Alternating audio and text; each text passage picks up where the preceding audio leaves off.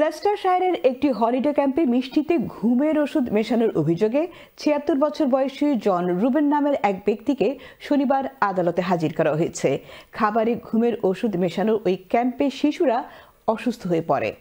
নটিংহ্যামশায়ারের রাডিংটন লান্ডমেয়ার লেনের কাছে অবস্থিত ওয়েস্ট কোর্টের বাসিন্দা রুবেনের বিরুদ্ধে ২৫ জুলাই থেকে ২৯ জুলাইয়ের মধ্যে ৩ জন ছেলের সাথে ইচ্ছাকৃতভাবে দুর্ব্যবহার এবং স্বাস্থ্যহানিকর প্রক্রিয়া গ্রহণের ৩ দফা অভিযোগ আনা হয়েছে।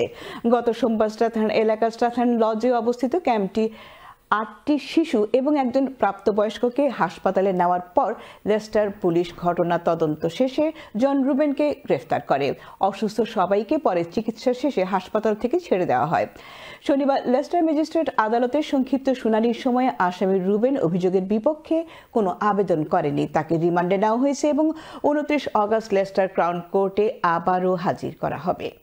পুলিশ জানিয়েছে, গত রবিবার তারা ওই ক্যাম্পে ৮ জন শিশু অসুস্থ হয়ে পড়ার খবর পায়।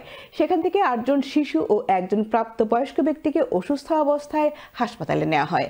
পুলিশ পর্যবেক্ষক সংস্থা independent office for police conduct IOPC জানিয়েছে, কিভাবে এই ঘটনা ঘটল সে বিষয়ে জানতে তারা তদন্ত করছে।